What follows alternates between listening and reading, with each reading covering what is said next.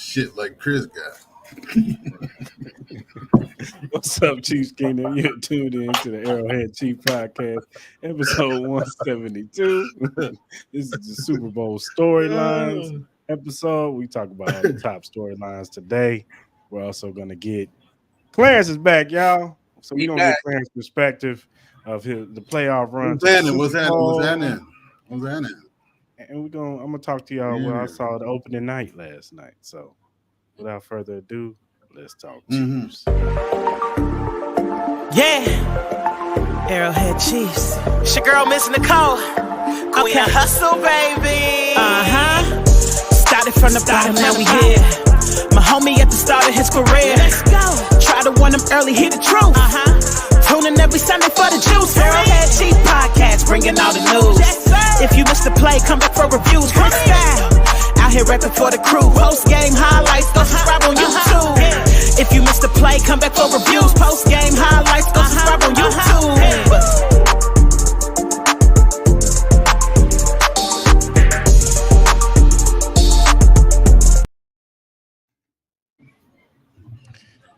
What's up, Chiefs Kingdom? We are back. Arrowhead Chief Podcast, episode 172. Super Bowl storyline episode. Wild Card Mar, what's cracking, brother? Man, another day, another dollar. About to make them 49er bitches holler. And like I said, it's the return. See, I would have played. I would have played The Rock, either The Rock's theme music or Stone Definitely Cold's The Rock's theme music. Yeah. Or maybe I should have played Roman Reigns theme music because the Tribal Chief is back to Arrowhead Chief Podcast. You know what I'm saying? But because of copyright, definitely The Rock. You better Cody Rhodes' dog. Triple H over here, man. I run everything. Yeah. So, but no. Where Joe at, man? Good to see Clarence is back. For real. Yeah, I appreciate y'all. I miss y'all, man. I thought you had did a nasty Mrs. Joe. Joe in country. Nani's here. Yeah. See, welcome back, Clarence. Hey, I thought Clarence did a bid. Like this dude. He said he did a bid. He did a bid. I was like, damn. You thought I did what now? I thought you did a bid, dog. I was like, damn, where's that? Like, damn, like, hey, man. Nah.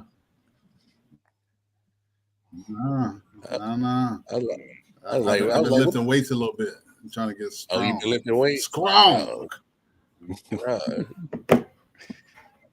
Yeah, I want to get strong. Trying to get strong. You know. All right, Bobby. You know what I'm saying? I ain't trying to wear no shirt this summer. All summer. Right. Eat cereal and drink Kool-Aid. All summer, no shirt. I ain't playing. Not cereal. I ain't playing. Give me some more cereal. Yeah, come on. That's a hell of a conversation. More than just eating and shit. My bad. I missed y'all, man. Cornflakes and green Kool-Aid. You gotta drink that Kool-Aid slow too. You ain't got no shirt on, and be looking at everybody as they watching you drink it real slow. Just ignorant shit. Red Kool-Aid all on your chest. Red Kool-Aid all on your chest. Yeah, that I ain't gonna have no shirt on anyway. Oh Lord. Cover to cover, she said. Damn. And Genesis to Revelations.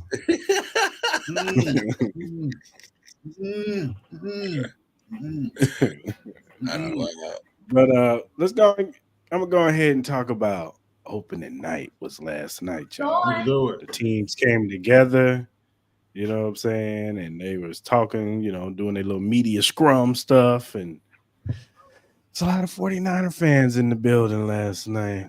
It's the West Coast. I know if you watched it, you heard them boos. Trust me, it was louder in the building. It's the West Coast. But it was crazy because I was telling Mara off camera that when the Chiefs came in, when Bruce Buffer announced the Chiefs coming out, everybody was cheering, everything was happy. It was like, oh, okay, Chiefs Killer in the building, So some 49ers came out, man. And They had that joint section. It was just like they all just stood up. Of course. Of course. That's to be expected. But I welcomed it. I loved it. This is a road game. Yeah. Who was doing all that booing? 49er The fans. Niners. Yeah. 49er fans all around. They was in the building last night, honey. For every 2 Chiefs fan, there was 5 of them. Damn. Yeah. They came in the drones. That's fine. All colors and shapes and sizes. How'd that make y'all feel? It made me feel good. I love being this villain. I love being the villain, man. No, you love being villain. Okay. Hollywood Rock over here, baby. Hey. This ain't sing along with the Chiefs Kingdom. Okay. I'm just asking. I just asked questions, bro. How do you feel about it, sir? How do you feel about it, sir? You don't like it? You don't like being the villain? You want to be the hero? Who you talking to? You talking tomorrow? Yeah, I'm talking to you. Talk to me because I love being a bad guy. I love being a bad guy. It don't bother me, man. You know what I'm saying? I mean, listen, you already know it. All of this is just lip service. Yeah. Game is on Sunday. You know what I'm saying? And that's when it's determined, dog. So, and that's you got to give people something. You know what I'm saying? Right. You got to get a part of people something. They paying their good money to come watch this game. Hey, then let them boo. They pay me all week, damn it. All right, Clarence, you haven't been here for a minute, so we haven't been able to talk to you about this playoff run because I know how you felt in the regular season, brother. You wasn't too happy with this team in the regular season. You even told us it was going to be an early exit for us, man. You know what I'm saying? And hey, look, I didn't blame you. They didn't look right. Yeah, I did. What I'm saying? Especially offensively. Defensively, they look good, but offensively, they didn't look right. I give it to you. But what were your thoughts from Miami to Bills to Baltimore? Okay. First off, I want to say to the Chiefs and Chiefs Kingdom, congratulations. Because you were the defending champs and you defended that thing all year.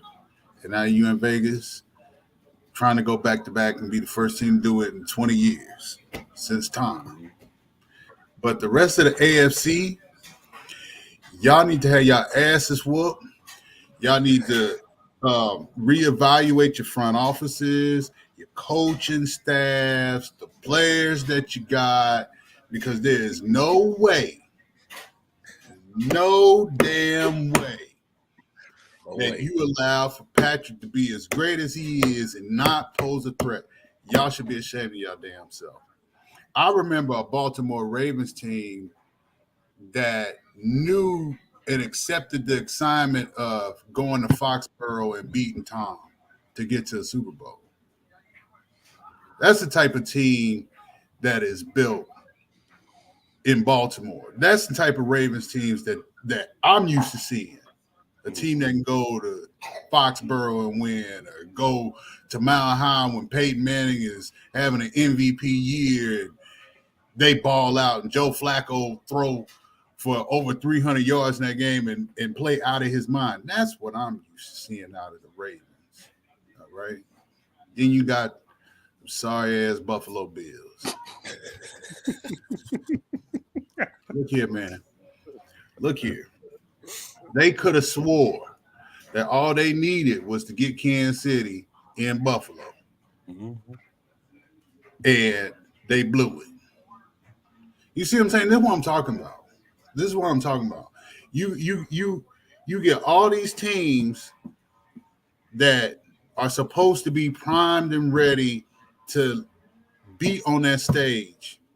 And you got a team with Patrick and Travis, don't get me wrong, offensively, and Pacheco, don't get me wrong. Obviously, that's enough in the damn AFC to get to the Super Bowl. That's all you need. Because everybody else can't do it. Who gonna be the league MVP this year? Don't worry, I'll wait for a regular season. Who's that? That's Lamar, right? Mm-hmm. Lamar. Is Lamar in Vegas playing Sunday? Okay. No. He's in Cancun. Who they say up there in Buffalo is the dude? He was on the cover of Madden this year. Who is that? I think his name is Josh Allen. Okay. Listen here, man. AFC as a whole need to have their asses whooped real good. This is some bullshit. All right? I'm just going to call for what it is. This is some bullshit, man. Y'all let them get back to the Super Bowl. Y'all be ashamed of yourself. Because y'all had them. This is the only opportunity you had to have them. Because you think they ain't going to sit there and be like, ooh, we dodged a big-ass bullet last year. Let's go fix this so we don't deal with – y'all had them. This was y'all time. This was y'all time. Y'all had them. And you messed it up. So enjoy the rest of these years that's coming of being in second place and in third place and never doing shit because y'all had y'all opportunity and y'all blew it. I listen. They said that they was the teams, right? Buffalo said they was the team. They get Kansas City at home. They'd be able to beat Baltimore, number one seed. Baltimore blew doors off of Houston, and they Chiefs need to be worried. They ain't got their asses kicked at home to a team that. Who the hell is MVS? Who the hell is that? That's playoff MVS to you. Man, get the hell out of here. You see what I'm saying? Okay. They had them. That was their chance. What was that one movie? That's they won. That was they won. And they blew it. I'm done, man. I'm done. Baltimore, y'all ought to be ashamed of yourself. Y'all ought to be ashamed. And then they had Ray Lewis come out there dancing and trying to fight. You know what I said? When I saw Ray Lewis come out that tunnel? He can't put them pads on. Listen. He ain't playing. Listen. You do all that you want. They did all that for nothing. Ray Lewis, Ed Reed. What was the score of this game? Hold on. And what was the score of that game? Well, it could have been worse, but it's 17-10. Could have been worse. 17-10. You mean to tell me that the Baltimore Ravens at home playing that style of football lost that game 17-10? Y'all had y'all window. I don't give a damn. Joe Burrow come back and he got a gold ass arm sleeve on. I don't give a shit about none of that. Y'all had y'all window. It's over. Hey, Aaron Brett V's about to make this roster so much better next year. You think he ain't gonna fix it? Okay, well, we got here. we probably gonna win this. So I'm gonna quit bullshitting and go get y'all some pieces. Y'all had y'all time. Y'all had y'all window, and y'all messed it up, man. Yeah, y'all messed it up. You did. The entire AFC, with the exception of Kansas City Chiefs, y'all blew it. You really blew it. Yeah, that's it, man. That's it. No, man. Hey, man, we agree with you. Loved everything you said, brother, because it's the truth. From the rooter to the It's the truth. Yeah, you're damn right. Baltimore number one seed and blow it. I said that. I said if y'all don't beat this version of the Chiefs, you'll never beat them. Yeah, you'll never beat them. You'll never beat them. Not with that maniac playing quarterback. Yeah, you'll never beat them. They'll never beat them. They'll never beat them. He's always gonna be their daddy. Always gonna be their daddy. He's always gonna be their daddy, dog. Who's your daddy? You know what I'm saying? We talking Joe Burrow, Jamar Chase, ashy lip ass. I can say that because I got ashy lips too. His ashy ass lip ass. We talk about Joe Burrow. Listen, man, they all fall in line. Josh Allen, Pat their daddy. Pat their daddy, dog. CJ Stroud. Look, man, I know you're young, brother, but get used to it. You about to find out too. You better fuck around and find out too. Get used to it. Get used to cover this thing. You saw the look on his face on that episode of the franchise when they was asking him about going to play on the road. You saw that look. Mm-hmm. And him fighting back the smile and want to say, yeah, I'm finna kick the dog shit out of all of them. Yeah. You know what I'm saying? Like, okay. Yeah. Yeah, that smirk. You know what I'm saying? Like he trying not to smile so bad, man, so bad. And that's why I don't understand about these people, man. This league, like y'all poking the bear. Stop. Like, say something nice about what the they dude. supposed to do? Well, what they supposed to do? Lay down and just take it? Not lay down, but damn, man, I mean, don't. yeah. Man, Pac, he ain't gonna be able to do nothing on the road. He on the road, he ain't in Arrowhead. All right. He did it. He did it. Bobby was playing that in the gym while they were stretching and repeat. Mm-hmm. Mm-hmm. You can't do it, Pat. Mm-hmm. You can't do it, Pat. You can't do it, Pat. Hey, Bobby's the number one motivator, bro. He instigated like a motherfucker, dog. Petty. Just like his client, petty. They both petty as shit. Yeah. He's stretching. You ain't shit. You ain't gonna do nothing on the road. Mm-hmm. That's what they said. You know, Lamar won the MVP this year. You know he gonna be MVP, right? They said that defense gonna shut you down, brother. They say Josh Allen can whoop you in Buffalo, like he did in Arrowhead. They say he can whoop you in the postseason, Pat. What's funny about the Baltimore game is that, like, you could tell when we punched them in the mouth going up 14 on them, like you could just tell.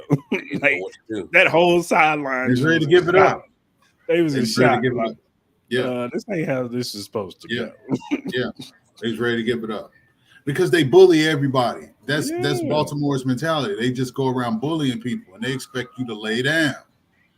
But they should have known that Pat don't give a fuck about none of that corny core shit. Yeah. He just don't. He don't give a fuck. He don't. Like, what the fuck that mean to me? Okay. Hey, when the bully gets out bullied, bro, it ain't. He did. That's what happened. This is what happens, man. Right on. What do we say to Brian? That's what happens, man. That's what happens. That's what happens. But they got to do it one more time. Just do it one more time. Yeah. And it's very simple. It's very simple. Yeah. He might throw for over 300 yards in this one. Ooh. Oh, okay. I like this. I can tell you why.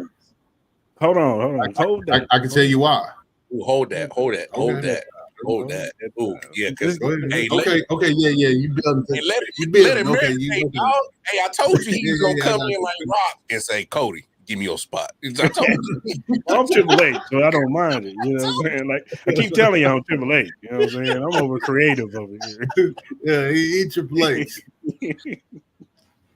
I'm the booker over here, man. Yeah. We doing it now. But let's get into some of these headlines, and then I'll let Clarence rock. You know what I'm saying? Mm-hmm. Top Chiefs storylines. You know what I'm saying? Chiefs winning back-to-back Super Bowls is my number one topic. You know, storyline. Mm-hmm. You know what I'm saying? This is the time for us to make history. Not since the 03-04 Patriots have that somebody went back-to-back. You know what I'm saying? So this Chiefs. And look, some people think it's a dynasty already. We went to 6 straight AFC Championship games, went to 4 Super Bowls now, 1, 2, you know what I'm saying, lost 1. But I think this will stamp it. Like this will solidify it. You cannot say that we're not a dynasty now. You know what Absolutely. We've made history. 20 years later, to be exact, we've made history. You know what I'm saying? So. And Pat is he's going to be this team is going to be in rare air with the Patriots, with the Broncos, with the 49ers and the Cowboys of the early 90s, you know, the Steelers. They're going to be in that company, and you cannot take that away from them. So I just want to get y'all viewpoint on this possible winning. Well, I think we're going to win back-to-back on Sunday. Go ahead, Mar. I'll let you go. Nah, man. I think they're more motivated to get it now because they already had that opportunity with that Tampa Super Bowl, and they didn't like the result of that one. So I think they definitely gonna try to show stupid. I think he's right though. He's spot on with that. I'm sorry. Go ahead, Nah, you right. Nah, he's a maniac. quarterback, man. He's like, man, we should have had it in Tampa Bay. We let it slip through our hands. You know, and I think that's the motivating factor in this, because like I feel like the Chiefs are already in a dynasty just based off the resume and what they've done since Patrick taking over as quarterback. But I'm with you, see. This stamps it. This leaves no doubt. This leaves no argument to say that y'all not a dynasty. If you go back to back, man, you be like, bro, we doing things that don't happen on a regular basis. So I think every dynasty got a back to back in there at some point in time. So this is the chance for the Chiefs to go ahead and solidify that joint, man. Go ahead and stamp your name next to that D word, man, and then go ahead and finish business, man. And hey, you know, I think they can do it for sure. You know, they had a bully in Baltimore. There's a bully in San Francisco, but we already saw how the Chiefs treat bullies. So, yeah, time to stamp it back to back, baby. Absolutely. Oh, it's my turn. Yeah. I mean, it basically speaks for itself.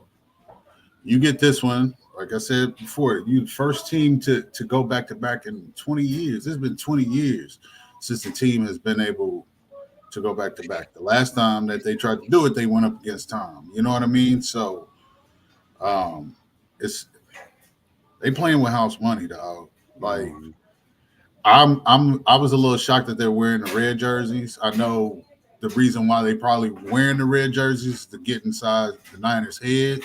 You know what I'm saying? Because the last time, but I was shocked. You know what I'm saying? But they know the assignment. They know everybody betting against them and counting them out.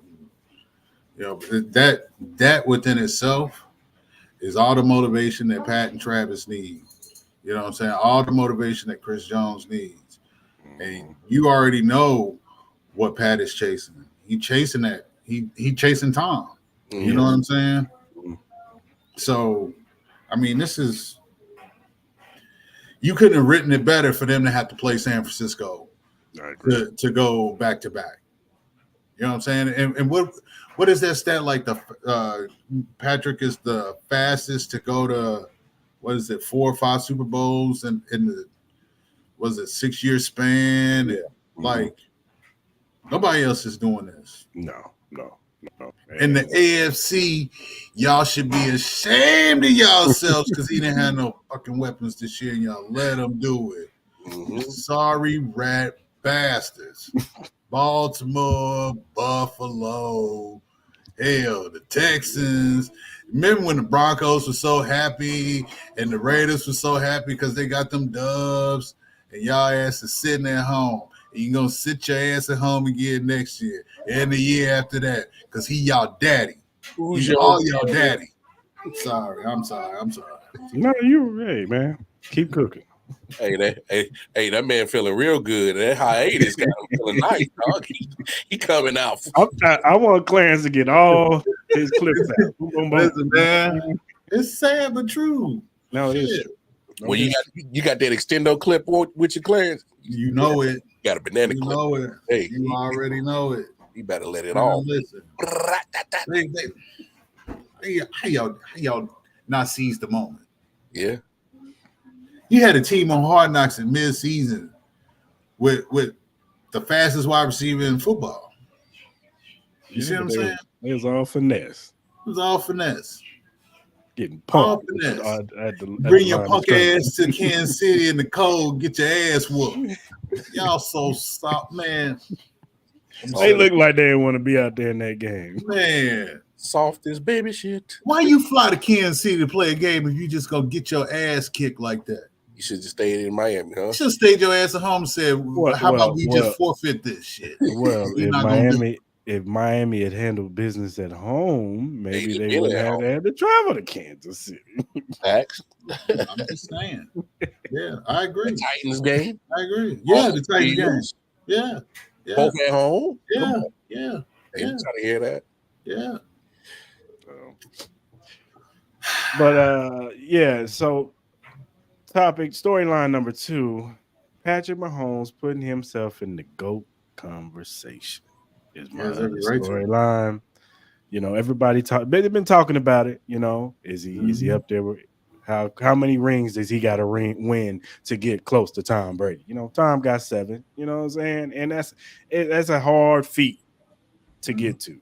But personally, I don't think he needs to get to 7. If he can get 5, he can get 5 of them, and he has the stats, because you know he's gonna pass all these quarterbacks on the stat sheet. Yeah, the stats gonna be there because he's gonna throw. He's so gonna let me ask you this: short of a year, God forbid, that he get injured, which team in the AFC is gonna beat him? Like honestly, which team is constructed to beat them? I will say this, and I look, I'm with you. I hear you, Clarence, but I am gonna sit back and watch how Houston puts that team together. Is that kid over there? Look, I ain't saying he's Mahomes. No, he's special. He coming. He's special. He's special. Stroud is coming, He's man. special. He's special. And that they put some more on that defense. You know, D'Amico gonna have that defense. But right. here's the problem. But I hear you. I agree with you. Here's the problem, though. When you start to get to this point, even this early stage of Patrick's career, you're talking about a guy who has seen it all on the football field.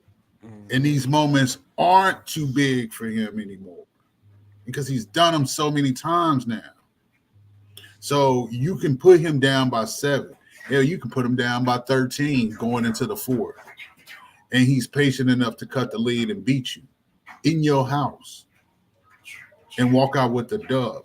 Like, we really got to understand how cerebral and methodical this cat truly is, dog. Like, the leap over in Cincinnati, was that a nod to Jordan when he jumped over to get that touchdown that night? And it looked like he dunked on somebody. Like, you got to understand, like, this is a different dude. You know what I'm saying? I don't see nobody beating him. And I really think he could probably push to 7. Yeah. I mean, it like you said, it's durability. You know, he's been, you know, he's had a few, you know, nickups here and there, you know, as far as injuries go, but nothing to keep him out of the playoffs or keep him away from, you know, getting to a Super Bowl. If he could stay relatively healthy, I hear you, Clarence, you know, but we all know how this goes. There's going to be some team. There's going to be a team. I'm not saying next year. It may be next year. What they said, the Bengals was that team, remember? That's what they. I'm just saying. That's what they say. They had their. You know what I'm saying? And you got people on X in Spaces screaming and yelling. I'm just saying. I ain't saying no names. I ain't saying no names. I'm just saying. I know who you talking about. I know who you talking about. You're screaming and yelling. I know who you talking about. I ain't saying no names. He was in their Spaces, but I ain't gonna lie. What he said about Baltimore, he was kind of on point with Baltimore in that game. But hey, whatever. I mean, look at me when I'm talking to you.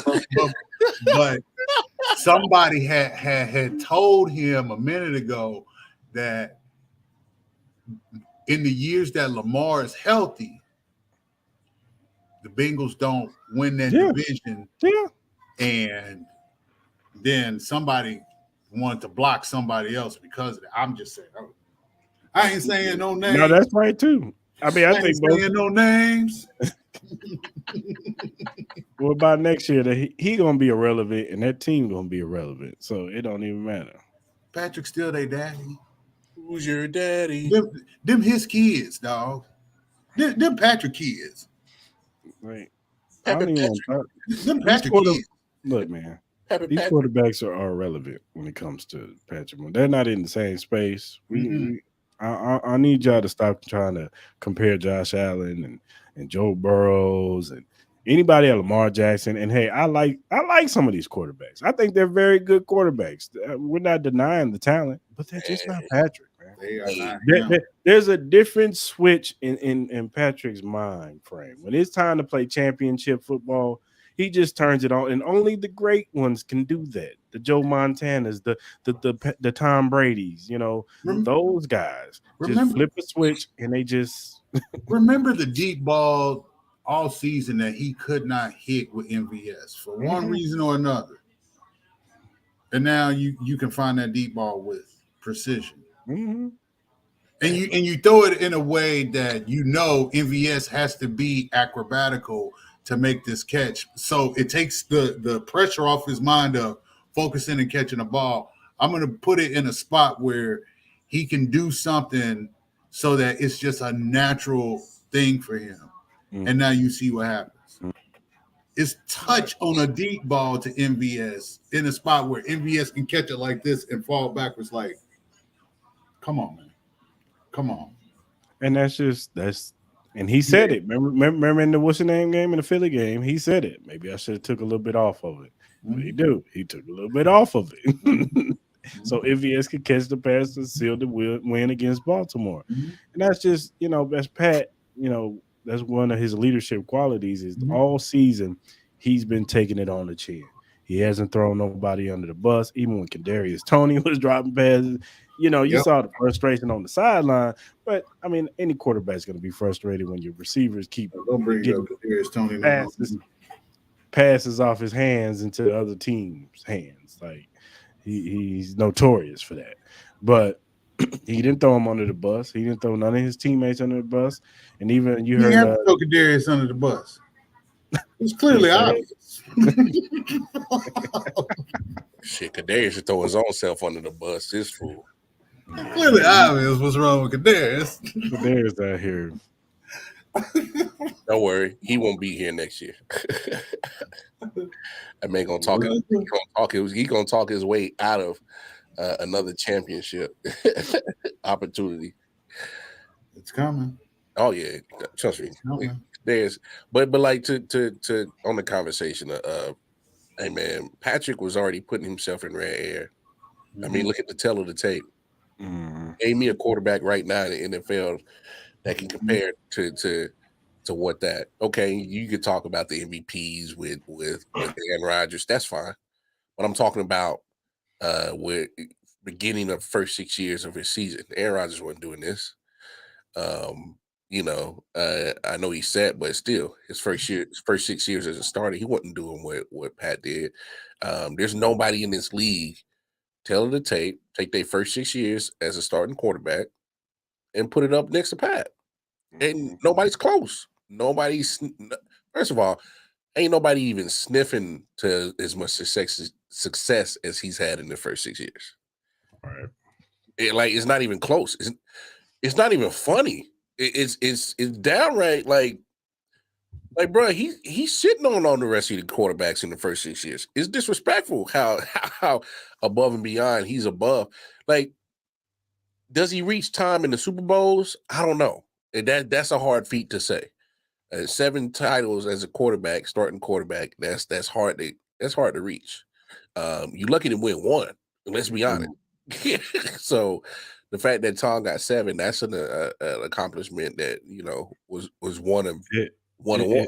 Not to cut you off, but if he could win, if he wins, let's say 5 in the next 3 to 4 years, then I'll come around and be like, I don't know, he might be able to get that 7.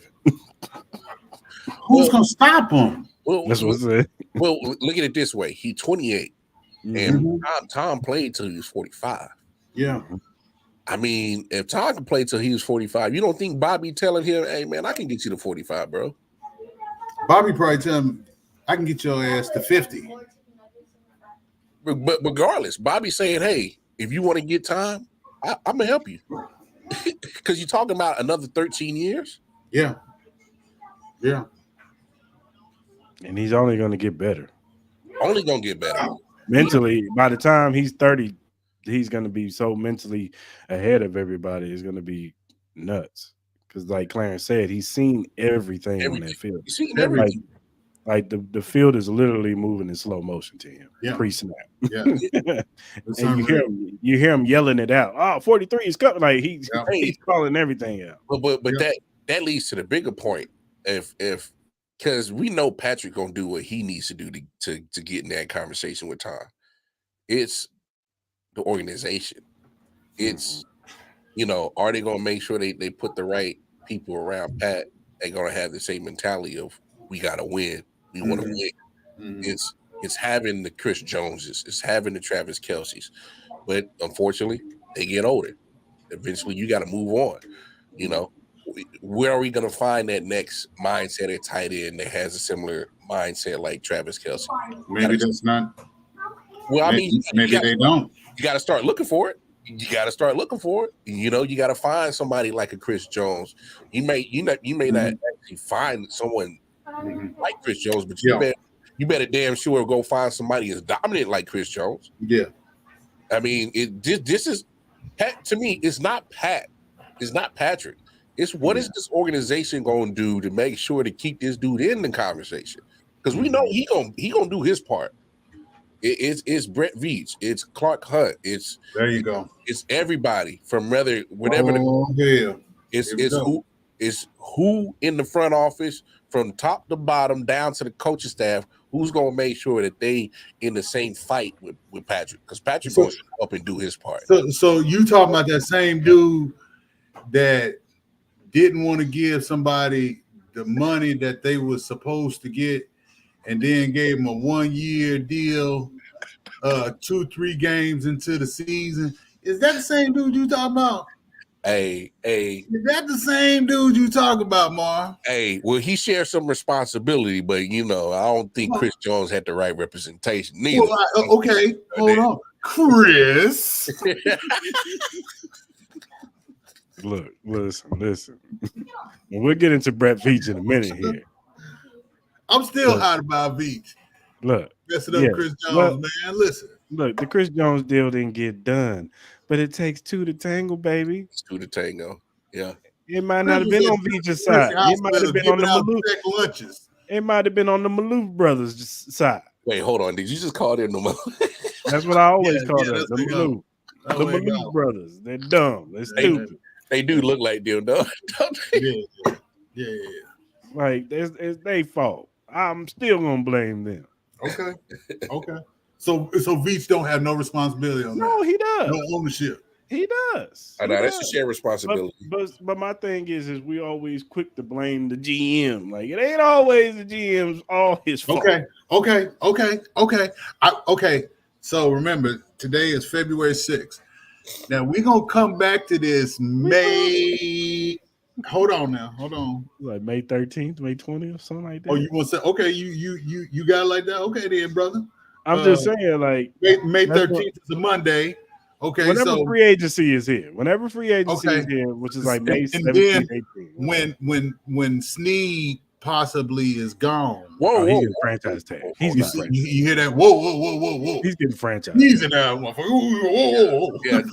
Whoa. See, I look. I know he's getting franchise tag. Look, I know we ain't seen you in a minute, but don't go. Man, too listen, far. man. Hey, listen. Listen. Nowhere. Hey, listen. We didn't think it would take that long to get Chris Jones done. True. But Legere is cheaper. He's far cheaper than Chris Jones. Now Legere is staying, bro. He's far cheaper than Chris Jones. Yeah, you franchise tag him. That's the only way you keep him. For another year. And I think they get a deal done. Okay. I think they get a deal done with Legere. February 6th. Chris Jones, I'm not guaranteeing nothing. Nah, he gone, bro. Damn. He gone. We'll see. All right, man. Let's change it. He gone. He gone. Andy Reid putting himself in the top 5 all-time coach list. Yeah. Now, some people may already have him there, but I think he already is. I think the Super Bowl will put him up there for sure. With the Don Shulas, the Chuck Knowles, the Bill Walshes, the Vince Lombardis. You said Bill Walsh. Thank you. Of course, he's the father of the West Coast Offense. Thank you. Acknowledge it. Okay. Continue. The Bill Belichick's, he'll be on that list. Bill Belichick. Nothing. I ain't said nothing. What you think about Belichick? That motherfucker can't find a job. He don't need one. Need to sit his ass on that boat and laugh. You want to coach again? That's what I do. Sit on that boat and laugh at everybody. He might need to take a year off and just sit. He back. does need to take a year off.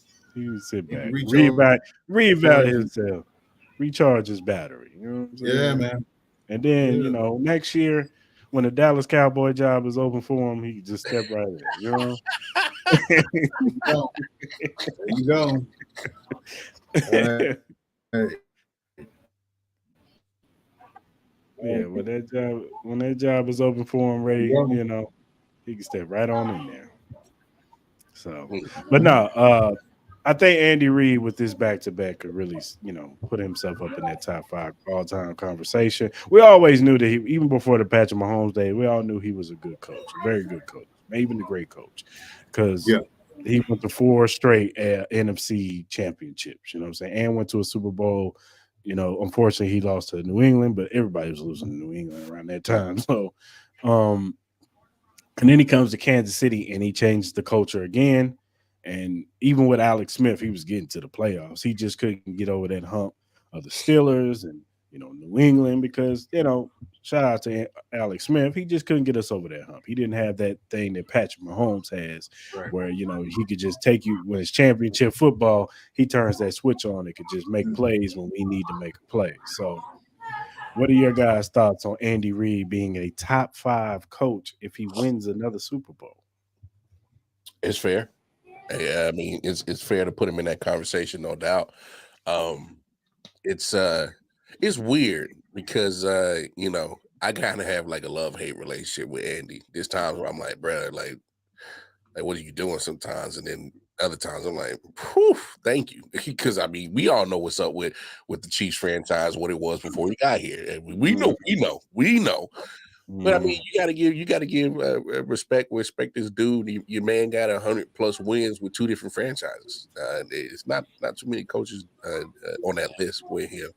And then just the fact that just the dominance that he has had over the AFC over the last since 2013. 8 straight AFC West crowns. I mean, he owns the West.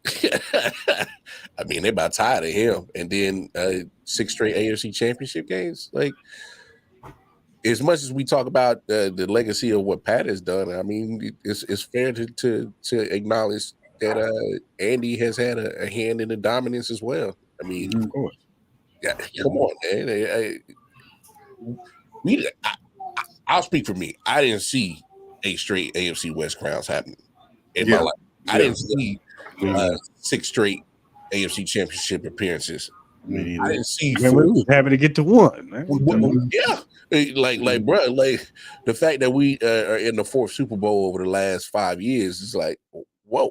Like, I didn't think I was gonna see this. So it's like I can't, that's the love part of Andy Reid. I'll talk about the hate another day, with the play calling and in the situational coaching. That's another topic for another day. But I just gotta give the man his props, man. He's turned around a franchise twice. I mean, the Eagles, they weren't doing nothing by the time he got there and took him over. And then what he's done here in Kansas City is been unthinkable. Really, unthinkable. You definitely got to start having that conversation of having him with the names of the top coaches in there. But I will say this: as much respect as Bill Belichick get, man, I'm kind of one of the asterisk kind of people put around his name. You Spygate, Deflate Gate, you this gate, that gate. Only gates I know comes with a slab of ribs, so I don't know what the hell he did. Yeah, so How may I help you?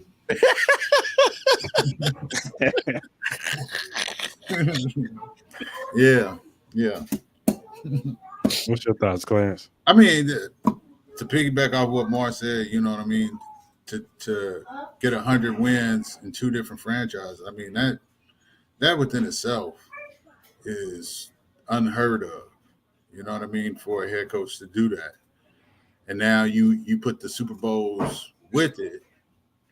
I mean, how do you keep him out of that conversation with that resume. You can't. And even if you go back to the times in Philly, I mean, the consecutive years of getting to the NFC Championship game, that is not easy to do. Yeah. You know what I mean? Like, you got to give him his respect. Yeah. Got to give Andy his respect. You can't get clouded by what Belichick was able to accomplish, because that was at a time when the AFC was weak. I mean, what goes around comes around, obviously, because it's weak again. So, but I could argue that it's tougher than when Tom Brady had to deal. Oh, no question. No question. The quarterbacks now are leaps and bounds better than what Tom had to face. It was just what? Peyton Manning. That was it. It was Peyton. That was You know it. what I'm saying? And then Big Ben came in. Yeah, the entire East was trash. You know what I'm saying? Like, it was. Man, that AFC was trash for 20 years of that 23 years dynasty, bro. Yeah. Yeah.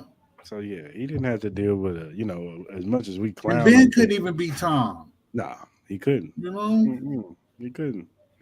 As much as they had all them good teams they had and all them weapons that they had, couldn't went straight to New England and they would choke up. Yep. Joe Flacco was the only one to do that. And that's because Joe Flacco, he was playing with house money. He's like, I don't care about none of this shit. He thought Ray Lewis was gonna beat him up, probably. Please don't hit me no more, Mr. Ray. Flacco was like Eli. Like in the playoffs, they just flip a switch and they just all of a sudden start playing good.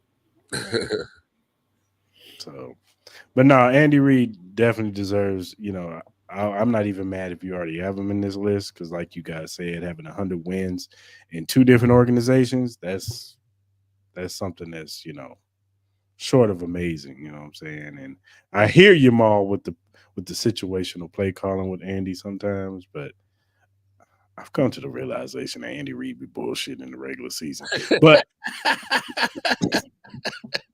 like I do. I think he bullshit, because the playoffs is just like all of a sudden he just clamps down, and it's like he pulls out the best play call sheets, and it's just like, I tell you, hey, what the hell is this? What was this in the regular season? Dog, he be having the Applebee's menu in the regular season, then he get down to the Ruth's Chris menu in the postseason, bro. He like got to flip the switch, dog. I'm like, okay, all right. You know what I'm saying? Hey, because you be like, man, what's up the big ass Waffle House menu you got in front of your face in the regular season, and you be over here bullshitting, and then he like, nah, don't worry. Just wait till playoff times, we gonna get that prime choice, play calling. We got the Ruth's Chris playbook. You feel me? Don't worry about it. That's what I'm saying. I just think Andy truly treats the regular season like practice. For what it is, yeah. He be trolling us for the season. Yeah. I'm just saying, man. Sometimes he be trolling. I agree with it, because there ain't no way you let Buffalo feel the way that they feel in a regular season game and get that confidence only to turn around and smack them. Hey, but Clarence, you just said it. I think that's what he be doing. He be like, let these motherfuckers get their confidence. Like, just I'm a shit on them when it's time because you notice Buffalo comes in and they beat Kansas City every regular season game for the last 3 years. Yep. Yeah. How many postseason wins they got against Kansas City? That part. That part. Yep. That part. And that's what I mean. Like Andy treats, especially since he got 15. Oh yeah. He didn't do that with Alex Smith. That was just, Alex Smith day. But once he got 15 and he saw what he had at 15, he like, man, we're gonna throw these couple plays out here. Give him this look. In the playoffs, we're gonna switch that bitch right on up. But I do want to say something though. I really think that the Chiefs would have had a top 5 offense this year had EB still been in the building. That's it. I'm not mad at that assessment, because I think he would have got them in order faster. Like they wouldn't.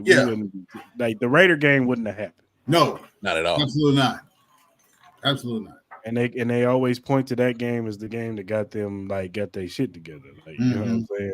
They said that loss woke them up because it was like, yeah, y'all can't bullshit like y'all been doing the past few, bullshit through a game and still get a win. Like, as good as this defense is, y'all offense. And with that wide receiver room, y'all felt like y'all could take y'all foot off the gas pedal with that wide receiver room. You know what I'm saying, man? Listen. And that's my thing, man. But kudos to Rashee Rice. He's been a godsend. You know what I'm saying? You know, because we feel about rookies in this system. We never thought that Rashee Rice would be here. But remember, we was talking about it earlier in the season. Like somebody was going to step up and say, "I'm the best player. I'm the lead dog in this room. Everybody else get in the back seat." Oh, here we go. Our truth in the house, everybody.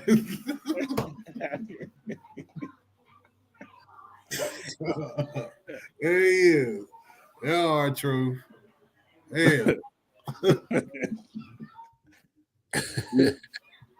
I mean, is he wrong? What they gonna get D-Hop and do now? He's sitting on the couch watching us, so I don't know. I was never big on getting D-Hop. If you keep EB and get D-Hop, yes. But with this dysfunction, this no attention to detail, lackadaisical shit that Nagy is allowing. Hey, well, let's be fair. I know we want to put the blame on Nagy. That's all Andy Reid, dog. He the coach. Yeah, Andy allowing it. And the Travis blow up this year, throwing the helmet and all that. Yeah. That was probably my biggest beef that I had with Andy this year. I'm like, bruh, you know damn well what the hell we trying to do, and you allowing this. But would that shit happen if EB was there? I don't think it would. Does Travis act like that if EB's there? Hey, Clarence, I'm with you. I've been a big EB fan, and you know, I still think what's happening to him right now is some bullshit. But at the end of the day, you know, I'm looking at Andy like, bro, when are you gonna put the clamps down on this shit and stop letting this shit allow? And eventually he did. So, you know, I just didn't think that we had to go through the 6 losses that we had to in piss poor fashion to go through that for him to finally put the clamps down and say, hey man, this ain't us. So, you know, it is what it is. So because the crazy part about this season is that most of those losses we should have won those games. Yeah. Like even how poor we was in that Raiders game, Aiden O'Connor only threw like 40 yards. Like there's no reason why we should have lost to them. What do we always say? The Chiefs beat themselves every time and time again. Especially this season. Yeah. It's not a team that legitimately whoops them. I mean, you could say that Buffalo, blah, blah, blah, blah, yeah, your feet stink. Shut up. You know what I'm saying? Like, that ain't fucking real life. Hell. That's some play Madden shit. Like, a feet stink, dog? Yeah, unplug the controller or something. You know what I'm saying? Like, that ain't real. They need some Dr. Scholl's or some shit. Dog. Yeah, something, man. Listen, I'm just telling them like I see it. I think the only team this year that you can legitimately say, okay, they beat us was Green Bay. That was it. Was it though? Yeah, but even because I was saying the first half they punched us in the mouth. The defense was kind of like because the defense was kind of like it's the Green Bay Packers. Yeah, whatever. They ain't got no real number one wide receiver over there. Even though they got some young talent, but it was like whatever. And then they got punched in the mouth early. It was like snaps.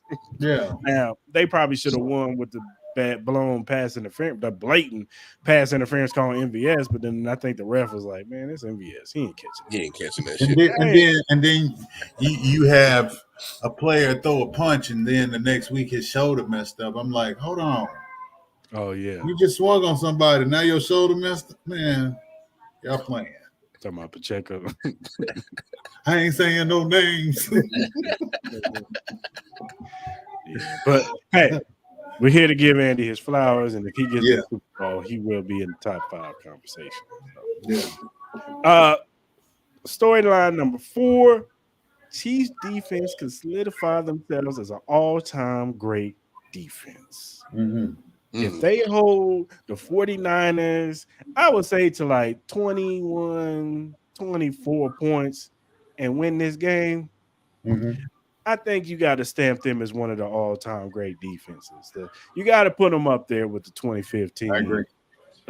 Denver Broncos. You got to talk about them. Like nobody's the 2000 Ravens, but that was a whole different era. But you still got to put them in a conversation of all-time great defenses, because what this defense did all season, not allowing a team to score 30 points on them in this NFL is crazy. Like the game is rigged for you to score 30. Yeah.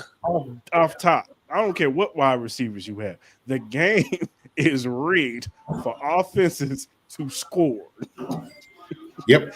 For them to do what they did and Spags to dial it up like he was dialing it up this year. Yeah. I'm still mad that Spags ain't up for our assistant coach of the year. I don't know how the hell he's not. Yeah. You took this defense that was middle of the road to now they're top 1-2 defenses in the league. Come on, man. He should have been up for assistant coach of the year. I'm not saying he might not have won it, but come on. But what he did with this defense, Chris Jones, George Karlaftis having it, coming out and having the 10.5 sacks. Charles Omenihu, as soon as he came back, he was balling. You know what I'm saying? Like L'Jarius Sneed putting together an all-pro season and not getting an all-pro like he should have got. All-pro.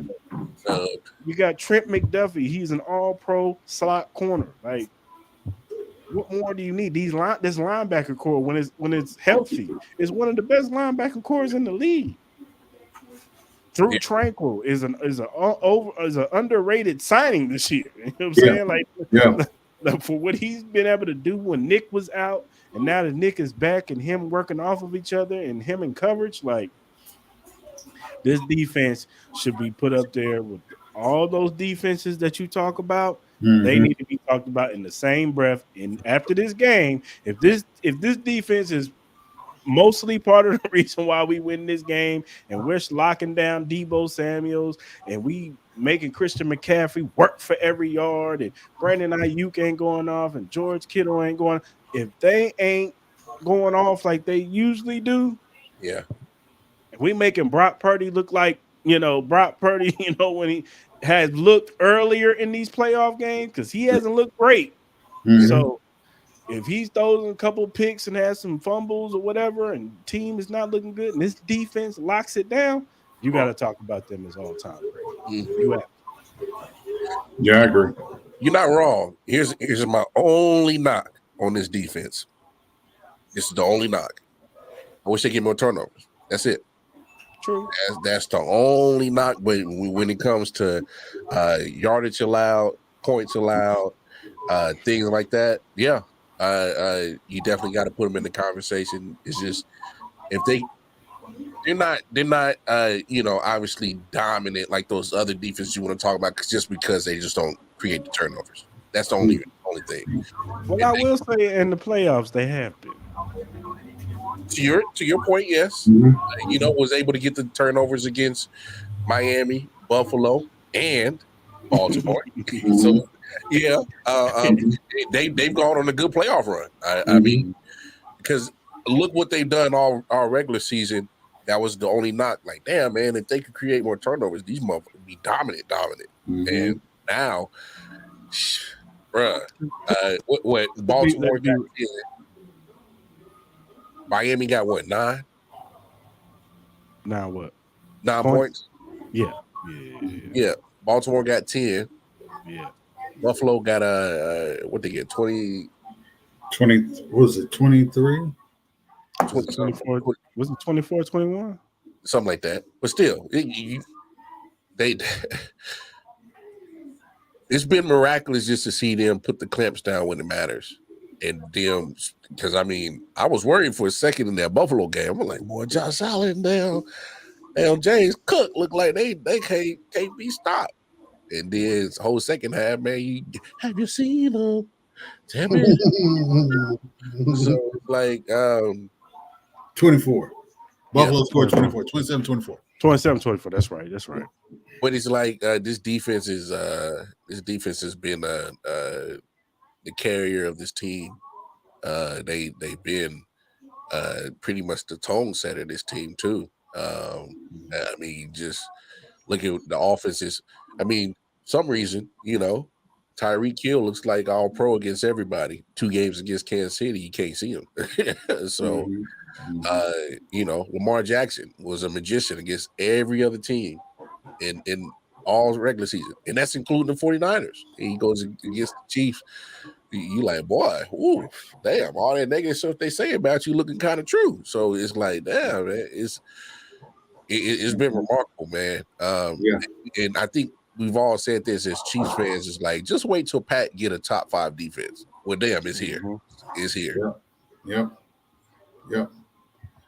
I agree. I mean, when you talk about, and this is where I will tip my hat to Beach, getting Trent, getting Watson, getting Williams, having that depth and that young, hungry secondary, man. And he found another one in Shamari Connors. Yes, and the way that, if you notice, between Watson and Williams, they constantly are rotating. For both of these dudes to be able to rotate in and out and stay locked in and do their job and keep shit locked down.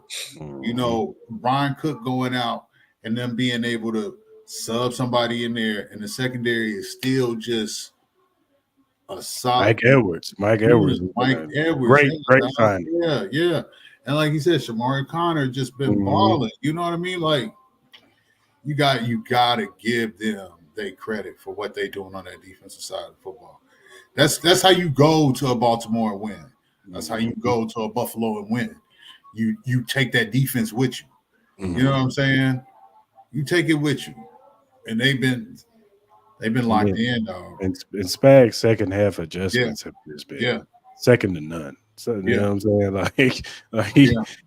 He knows how to just make that adjustment, make that little switch up. Even in the Buffalo game in the first half, they was running down their throats, but Spags was like, I got to give something up because I'm not letting him throw this ball down the field. I'm just not.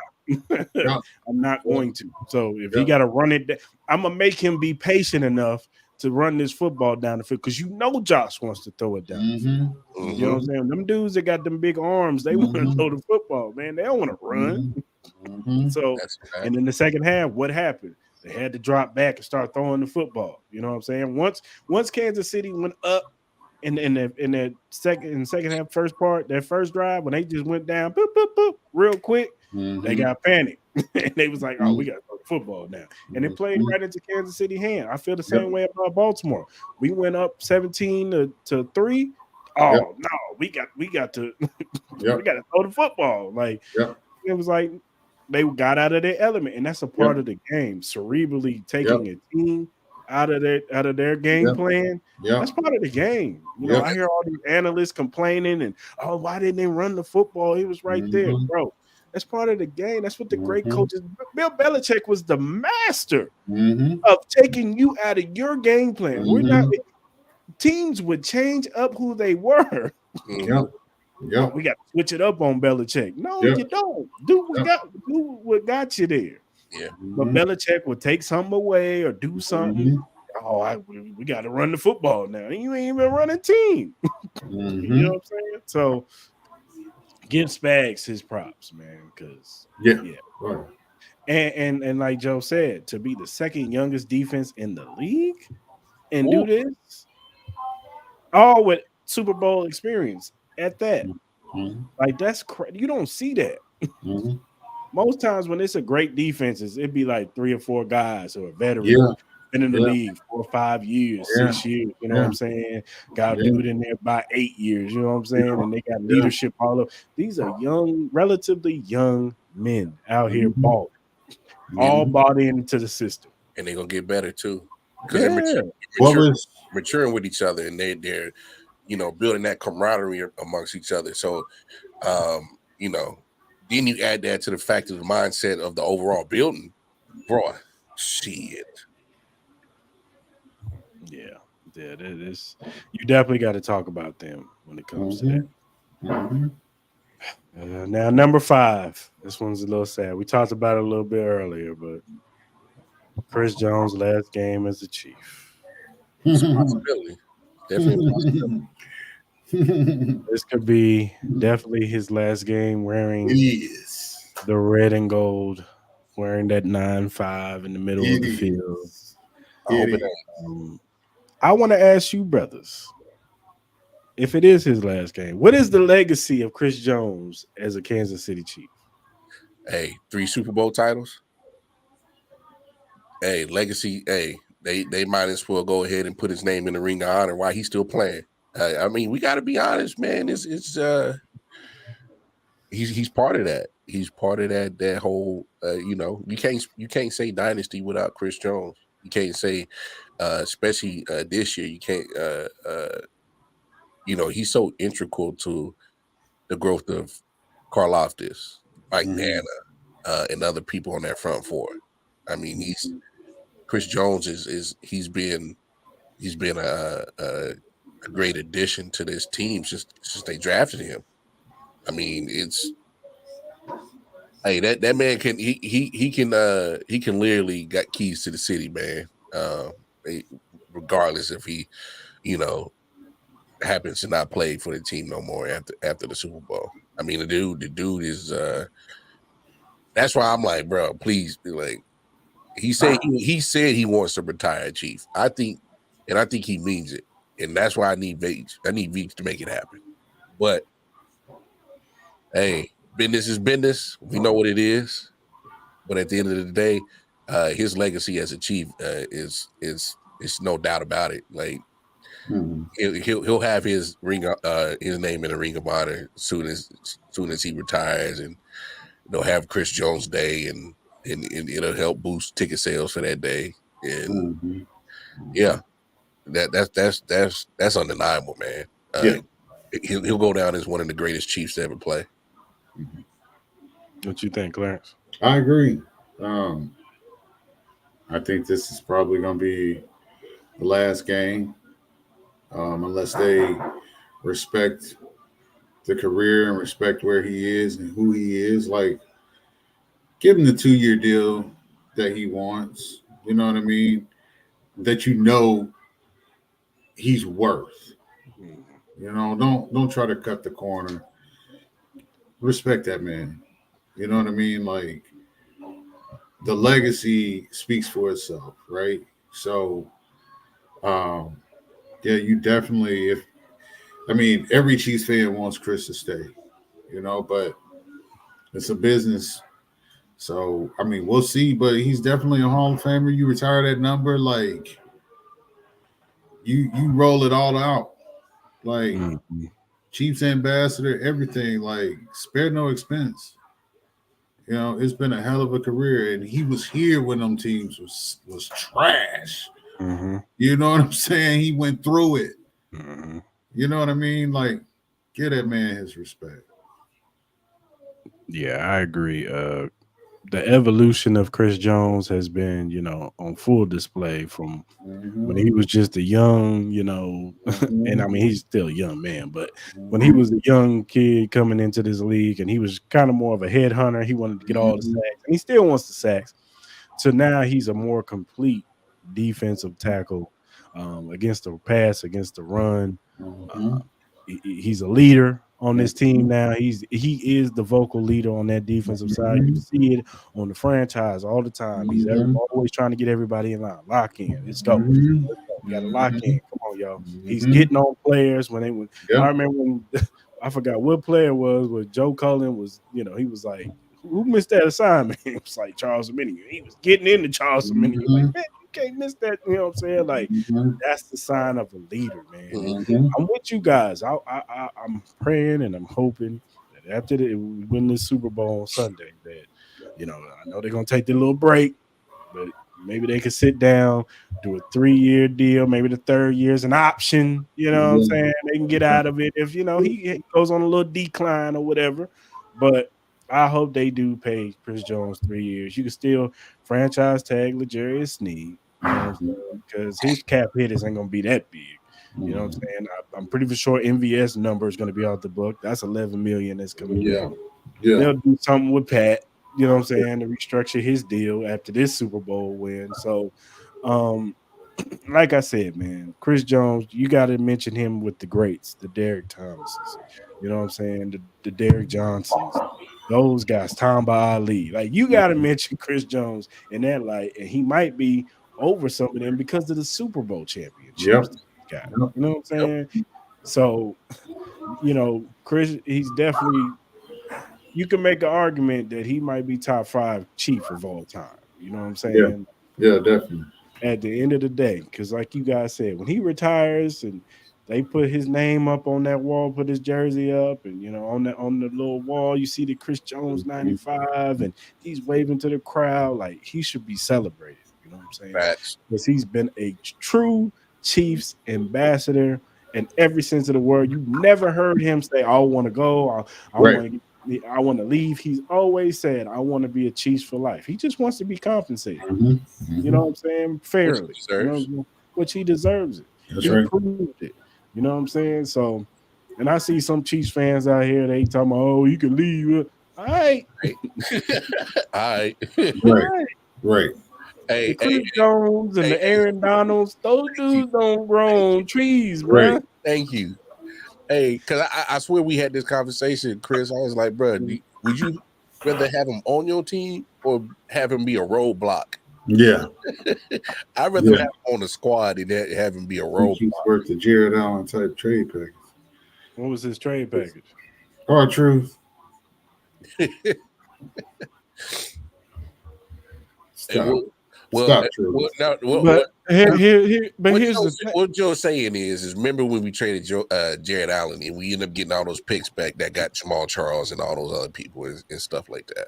I hear you, but here's the thing: if you franchise tag Chris Jones, his franchise I think tag is gonna be like at $33 million. Teams know that you're gonna have to get him off the books. They're not gonna give you a first round pick. They're not. They're gonna be like, you can take this second. Because that shows desperate. Because now you're trying to get him off the books. Yeah, you ain't got no leverage. None. Zero. So they're gonna be like, and you think that the people want to help the Chiefs? Nope. They barely want us to trade up in the draft and give us wide receivers. Because V said it. Boys nothing. V said it. We tried to trade up and get a wide receiver. They wanted Zay Flowers, but Baltimore said, "Hell no." They said, "Hell no." To the no. We ain't helping y'all, Chiefs. We ain't helping y'all let Patrick Mahomes get a weapon so he can beat us, even though he beat y'all anyway without that weapon. But still, you should have just gave it to us, man. What are you doing? Could have lessened the blow. For real. But I'm just saying Chris Jones should be celebrated. And when it's all said and done, even regardless if we don't win this Super Bowl, he still should be celebrated as one of the top Chiefs of all times for what he did. And like I said, the Chris Joneses do not grow on trees. The Aaron Donalds, those dudes are rare air, man. That's Warren Sapp type stuff. Like Reggie, what's his name? Reggie White. Like you're not gonna find guys like those dudes don't be on teams. The defensive ends, you can find you a good defensive end. You know what I'm saying? You can go down to Jackson State and get you a good defensive end. You know what I'm saying? Like there's a dude that's 6'4", 6'5", that runs like a gazelle and can get you a quarterback. You know what I'm saying? You can get that dude. But the dude in the middle that's getting 10.5 sacks, 13, 14, on a regular basis. On a regular. Yeah. You want that guy because guards, they can't hold up those type of guys. You can get you a left tackle, a Trent Williams or a Laramie Tunzel, somebody like that to man the left side and, man up some of these defensive ends. You know what I'm saying? But getting a good guard to defend a Chris Jones, It takes two of them, and sometimes that don't work.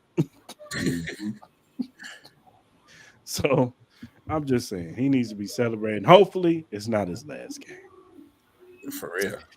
And last but not least, Brett Veach showing that he's the best GM in the league with this Super Bowl ring. Hey, proof's in the pudding, right? Proof is in the Why you pudding. turn your camera up, Chance? Why you turn your camera? Now turn that camera back on, Claire. Come back. Hey, Come back, Clarence. say what you want about the moves, his strategy sometimes. When it ends up in Brett Veach, what? Hey, that beats who's better? Who's better? Who's better than Veach? Nobody. Because Veach ends up in the Super Bowls. He ends up in the Super Bowls. He's winning Super Bowls. Let's run down them. Who you want? You want the Buffalo Bills GM? Nah. First of all, he messed up the moment he gave Von Miller that contract. He eliminated himself right then and there.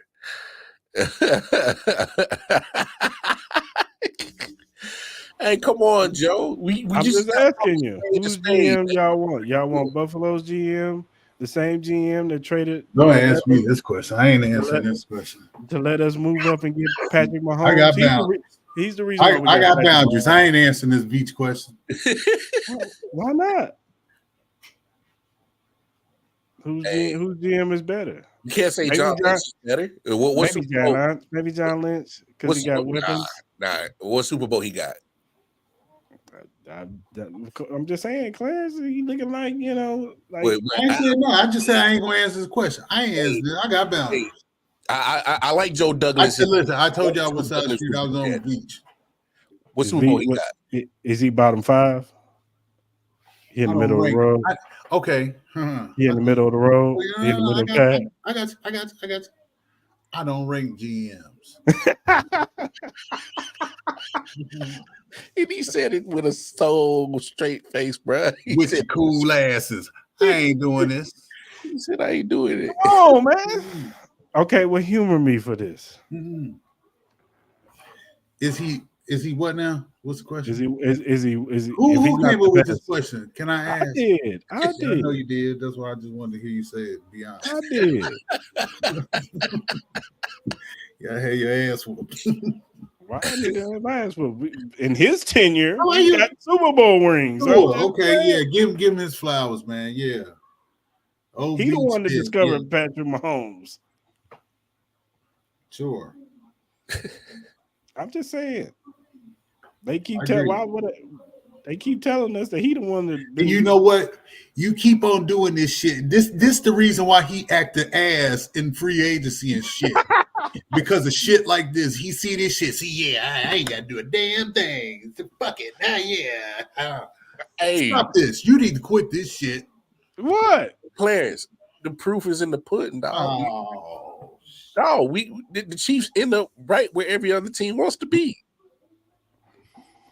I'm still mad about Chris Jones, okay? That's right. I ain't gonna let that shit go. So if we re-sign Chris Jones, you back on board?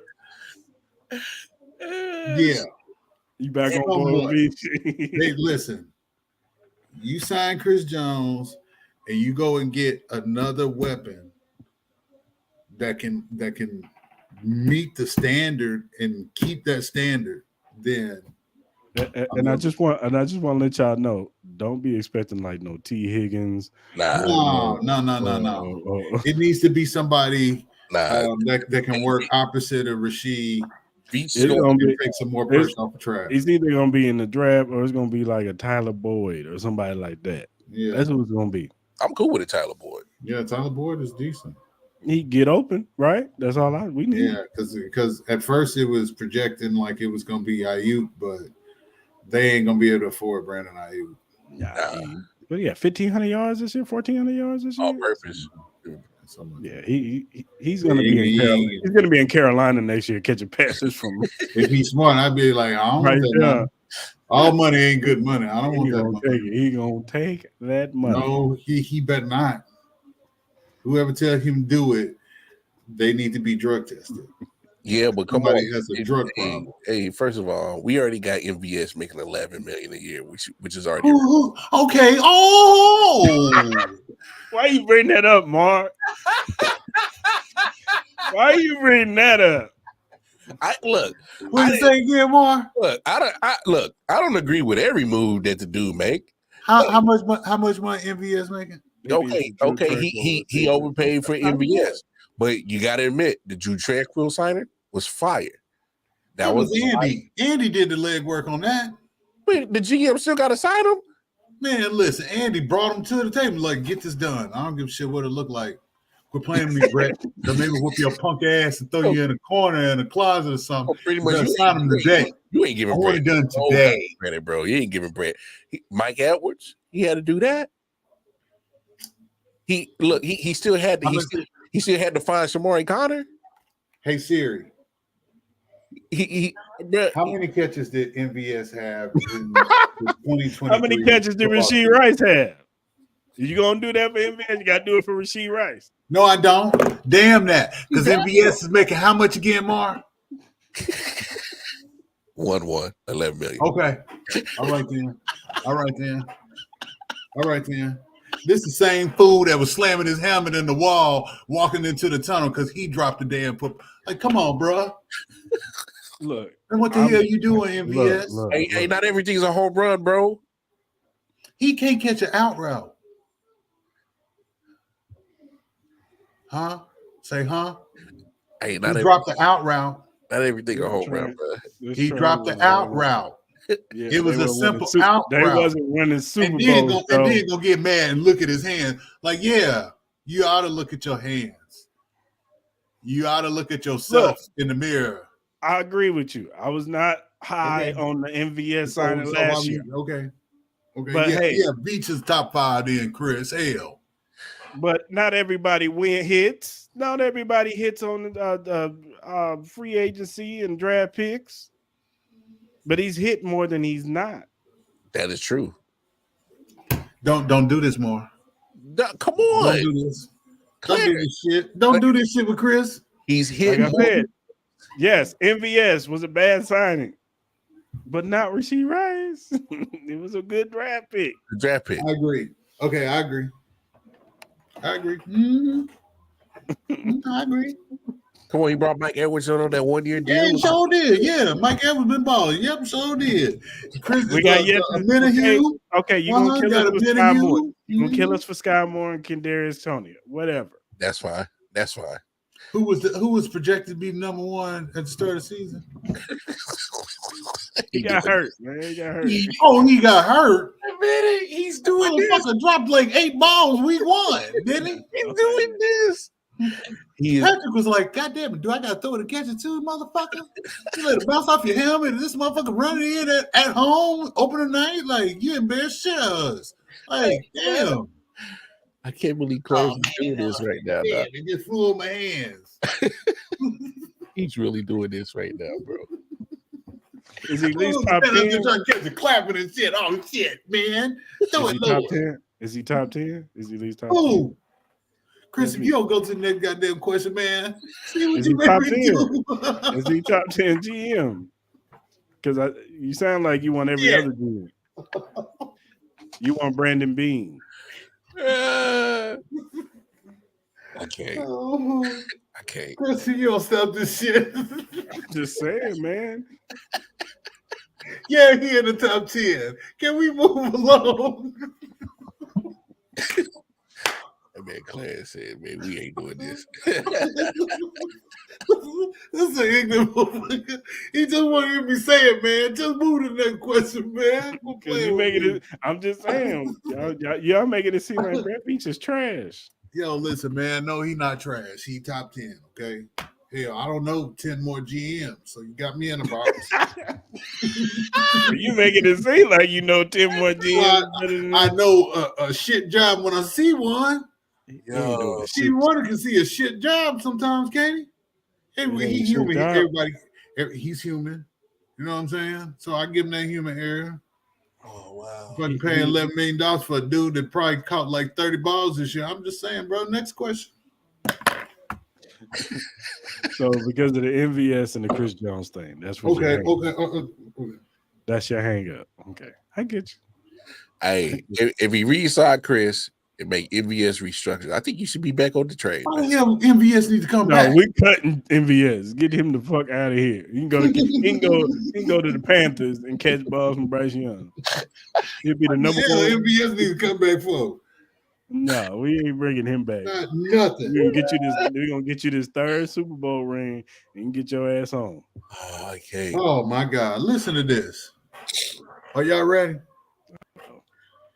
21 receptions, 315 yards, and 1 touchdown. Guess who that was this year? MVS. Ding, 11 million ding.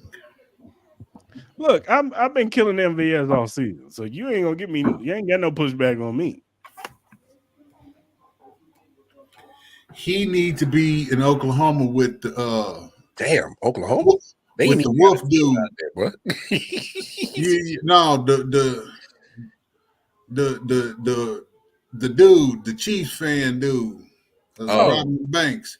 Because he done robbed Chiefs blind this year. 21 catches, 315 yards for $11 million. That's what $11 million get you in the NFL. Mm-hmm.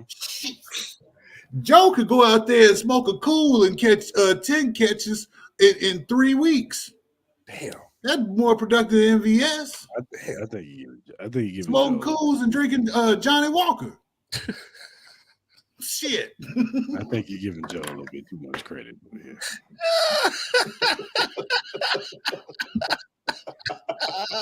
Listen, man, why y'all do this to me?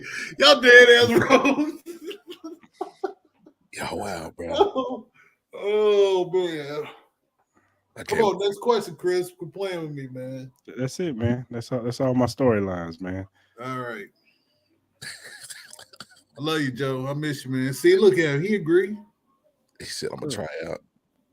Yeah, you good for $3 million after that? Nah, fucking Joe go pass out after 1 rep. Stop playing. Yeah. Listen.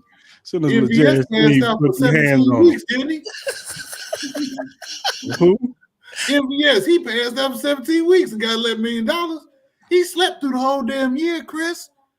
When was he awake? Oh, he woke up that one time and then slammed his helmet in the tunnel like he mad. He wasn't asleep. That was just him being him.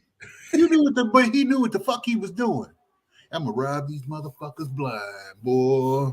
They thought they was gonna get 1,000 yards. Shit, I ain't never had 1,000 yards a year in my NFL career. He said I got winning type of that shit.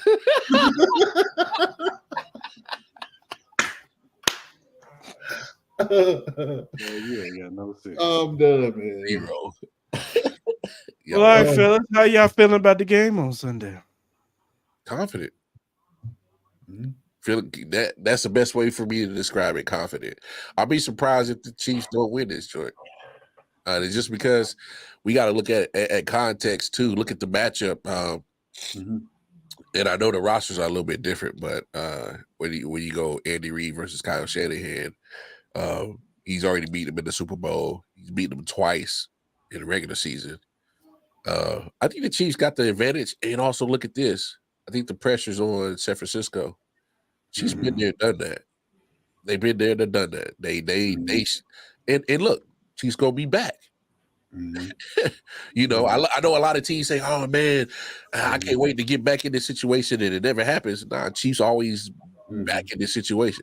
When you go to 6 straight AFC Championship games, I got a good feeling you're gonna be back in another one. So you got a good chance of being back in the Super Bowl.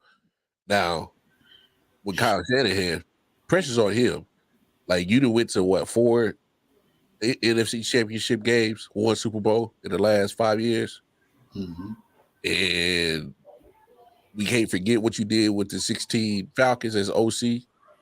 We can't forget that you was up in Super Bowl 54 against the Chiefs. You know, you got a little reputation, a little blowing little leads in big games, bro. Reputation. You know,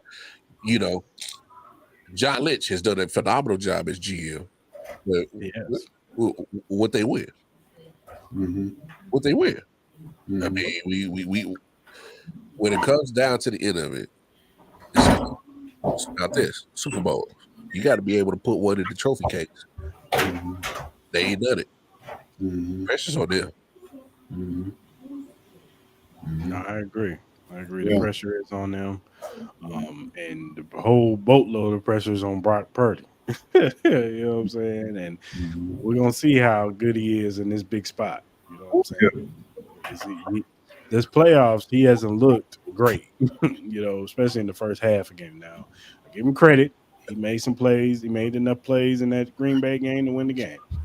He made enough plays in the Detroit game to win the game. If he get down like this on this defense, That deal. it's gonna get ugly. And if Pat and them smell blood in the water this game, yeah. Ooh. Yeah, that's a fair point, Joe. I mean, Spaz going to get surprised. That's a matchup. I'd be shocked if that's the score. I'd be shocked. I'll be shocked too. I ain't gonna lie. Because their X factor is Christian McCaffrey. At the end of the day, that kid is good. He's really good. Yeah, he's really good. Yeah, he's really good. Like, I'm not really too much worried about the receivers too much because our secondary is just that damn good, and I think we can do enough to contain that receiving core. CMC. But CMC and Depot coming out of the backfield is just that's going to be – if they want to win this game, they're going to have to win it off their back. Facts. If they want to win this game, Christian McCaffrey is going to have to have one of those games. I'm talking 132 touchdowns.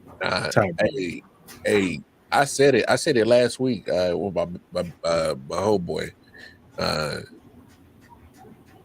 In order for San Francisco to win this game, like CMC needs like almost 200 all-purpose yards. Like to me, it starts with the ends with him. Well, I mean, you still got to cover George Kittle. You do. You still got to deal with that. Like George Kittle is a problem. He is. You know what I'm saying? Because if you leave him open, you'll find him having 7 catches for 169 yards and 2 touchdowns. You're like, where the fuck did this come from? You know what I mean? Like the reason why I felt like Patrick could potentially have a game is simply because of the fact that the Niners are without Ufanga as strong safety. They've been playing without him all year, though. You know, for the vast majority of the year. And that other corner and slot corner, they give up plays. Yeah, they do. Yeah. You know what I'm saying? But that secondary is their weakness on their defense. And I think the Chiefs know Shavarius Ward. They know his weaknesses enough, so they got to attack him. And you got the Bosa Jawan Taylor factor because his brother still don't like him from that Jacksonville shit. Mm-hmm. You know, so there's that element to it as well. Patrick could have 300 yards passing in this game easy if MVS is MVS. Ooh, I'm not even considering him in that factor at all. He's gonna have to get you them 2 catches for 40-something yards. He has to. Yeah, somebody's got to step up. Somebody's got to be the other guy. Like Rashee Rice is going to get his, Trav is going to get his, Pacheco's going to be his. But either MVS going, like Clarence said, MVS is going to have to make a couple of big catches, or Justin Watson's going to have to make a big catch. Yeah, Justin Watson too. You know what I'm saying? Like one of those two. Or maybe Noah. Noah may make a big catch in the middle of the field. Like one of those 3 got to step up. That's fair. Yeah. You know what I'm saying? Or a big punt return from Richie James or somebody like that. Like somebody's got to have to affect the game. Just like last year, I know we've been dogging them. Kadarius Toney punt return is what flipped that game. So no doubt. We're gonna need somebody else outside the 3. That's fair. To make a big catch. You know what I'm saying? And if MVS can make a couple of big catches, then we have a good chance of winning this game.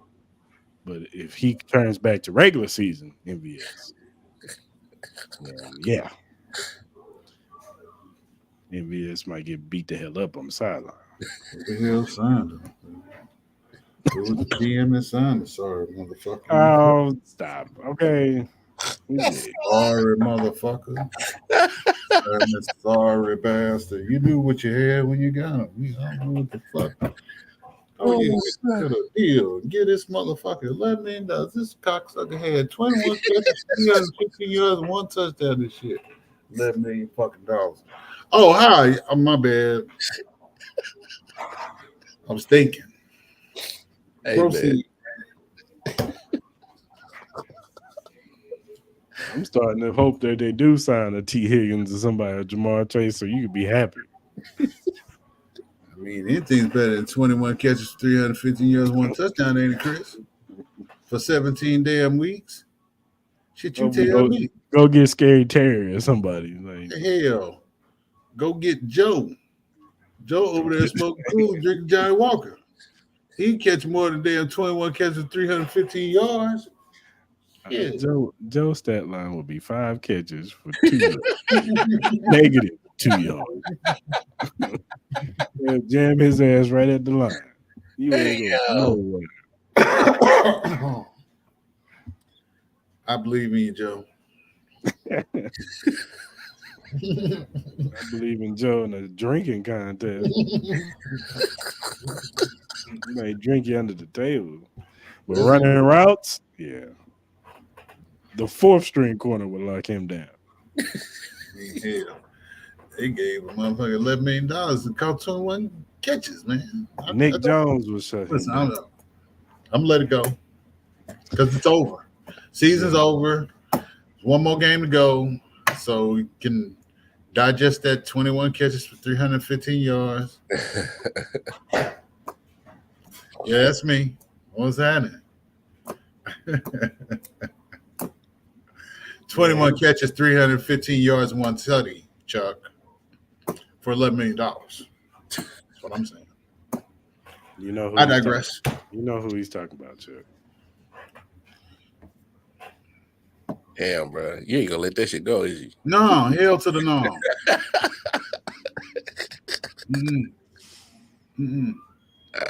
For $11 million. Oh, Lord. That's what $11 million in the NFL gets you at wide receiver. Shit, I'm in the wrong profession, dude. You know what I'm saying? I'm gonna shut up, man. No, keep going, man. Nah. Don't let Clarence be on this box, dog. We gonna be here all night, dog. You know, he ain't been here for a minute. He gonna unload it all, dog. Nah, I ain't gonna say nothing else, man. I ain't gonna say nothing. 2 more hammers. They pop like tires. Pow! Appreciate you, big dog. Appreciate you, Holmes. I'm gonna shut up. You right. Yes, ma'am. He ain't worth a shit though, but you right. I'm sorry. I shouldn't have said that. He's a good man. He's a good human being. But for $11 million, you mean tell me Yes, man. that you only had? I'm gonna shut up. He ain't worth the shit though. Hey, What the fuck? Well, that's what we're paying for. We paying for the playoffs, dog. Oh, do you? Yeah. Well, okay. So he better have 3 catches for 52 yards. Since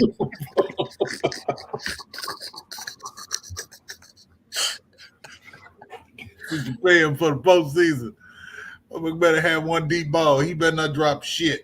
Pat throw to him. The 3 passes that Pat throw him, he better catch all 3. Because Pat know, past 3, you fresh out of fucking luck with MVS. It's a crapshoot what you going to get after that. He'll start looking at his hands and looking at you sideways like, what are you doing to me? You know 3 is my limit. Why you throw me the ball? Hey, man. Hey. Hey, Frank Clark, man. Hey, he showing when it matters, dog. Playoff.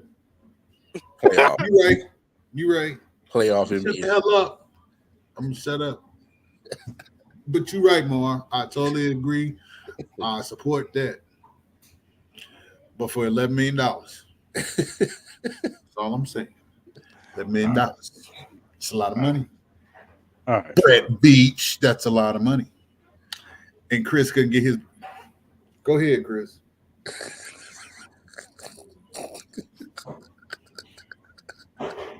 Go ahead, Chris. Let's give a shout out to one of our sponsors, BetUs, where the games begin. Don't miss out on this incredible offer from BetUs. Sign up now and receive 125% bonus on your initial deposit. With BetUs, you're not only getting a top-notch sports betting, but also a generous boost to starting winning big. Hurry and take advantage of this promotion using our direct link. Sign up today. Remember, terms and conditions apply. Only new users are eligible for this offer, so why wait? Join BetUs now. Experience the ultimate gambling experience.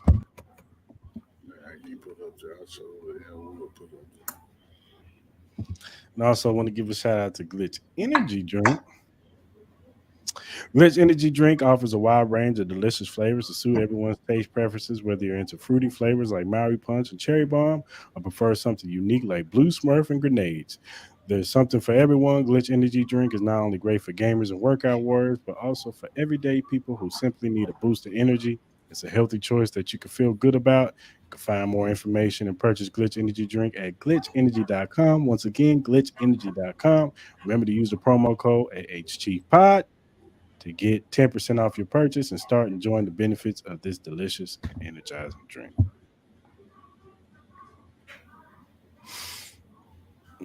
You look down at the bottom, you'll see the link. What you about to say? You see what Chuck said? What he say? Justin Watson in the same boat. The only difference, Justin Watson ain't make $11 million. If Justin Watson made $11 million, I'd throw rocks at him too. He only making like 1-2 million. If you look down at the bottom, you see the link emqpodcast.com/locker-room. If you go to that link, you see the locker room access of all the podcasts under the Every Morning Quarterback umbrella. They got a 49ers one. They got a Patriots one. They got a Jets one. And they got they got ours. Chiefs one. Click on the banner. I wish y'all could see this, man. Click the link. Click on the banner. You'll see all of our episodes, the past ones to the recent ones. Also, you can check them out. Check out their podcast on YouTube. They talk about everything NFL league wide. They talk about college football, and they also give you betting tips. So shout out to everybody at Every Morning Quarterback. Whatever streaming platform you use, whether you be Apple, Spotify, Google, Amazon, iHeartRadio, whatever you use to listen to your podcast on. What you trying to show us? Y'all can't see that? It's blurry? No, it's blurry. I'm sending to you in the group chat. All right. whatever streaming platform you use to listen to your podcast, Arrowhead Chief Podcast is on there. Follow us. Also, if you're a first-time watcher on YouTube, hit that like button, hit that subscribe button, hit that notification button. So when we do our lives on Tuesday, we usually try to do it at 4, but Clarence is back, so we got to do them at 6 now, 6 p.m. Central Standard Time, and on Fridays, 9 p.m. Central Standard Time. Go ahead and tap in with us as we talk about all the recent and post-game stuff for the Chiefs. Whatever social media platform you use, whether it be Twitter, Instagram, Facebook, TikTok, Twitch, Threads, whatever you use, Arrowhead Chief Podcast, just follow us at AH Chief Podcast. We will follow you back. Because Clarence, what is our motto? We're not Hollywood over here. Joe, you slacking, man. He winded, dog. He still winded. Where's it at, Joe? See, you ain't on cue. You're done. Is he done? There you go, Joe. Be Hollywood. There you go. But give us feedback, critiques, topics, questions, whatever you have pertaining to the Chiefs or NFL base. Hit us up, man. And if we like what you send us, we'll shout you out on the show. You know what I'm saying? So go ahead, hit us up. And we want to interact with all the Chiefs fans out there because we are regular Chiefs fans like y'all. We just want to give y'all the best Chiefs content out there. So go ahead and check your X. For you too, Mr. Moore. Nah, did you really put that in the group now? I can't. Yeah, $11 million. Does $11 million get you in the NFL, ladies and gentlemen? I don't see it. Kid. Oh, it's coming. Yeah, it's coming. Oh, just look at the notifications. It's there. Oh yeah, it's there. Mar, you see it? I know you see it. Yeah, hey. I know you see it. Posted on. All right, man. $11 million. That's $11 million get you. Mm-hmm. Hey, man. That's $11 million right there. 21 catches, 315 yards, and 1 touchdown. I want y'all to have a vainglorious Super Bowl. Do you hear me? And hopefully, $11 million. Hey, just because you're doing so much slander on MVS, watch him fuck around be MVP. That's okay. I'll take that for $11 million. He better be. But he can get on the first Spirit flight to Alaska. Be on like below zero by Monday. In the Kavik River. Join us on Friday at 9 p.m. Central Standard Time, where we will have my guy CG Ruthless, 49er fan. He will be on here to talk, you know what I'm saying, about the game. And then my guy Wiz, or JD, he'll be on representing for the 49ers too. We'll break down the game a little bit more. I give my score predictions and all that good stuff. Hopefully Clarence will be here. I ain't giving you no score prediction. Hopefully, you ain't gonna give me a score prediction, but I'm hoping you're on the show on Friday. We need you on the show on Friday. And Mara, I'm pretty sure Mara will be here. We ain't talking about MVS. Nah, man. Listen, don't ask no more damn dumbass Brett I'm asking all the Brett Veach questions. Wait till the off season. I'm really hey, bro. Yeah. Wait till the draft. I'm like, hey, you see what my GM got us? Yeah. Hey, dog. Hey, hit him with everything, Chris. Like, I'm convinced Brett Veach smoked. Listen, I'm convinced Brett Veach smoked decade menthol cigarettes. We'll see, Joe. We'll see. Hey, yo. And on that note, we go. My man.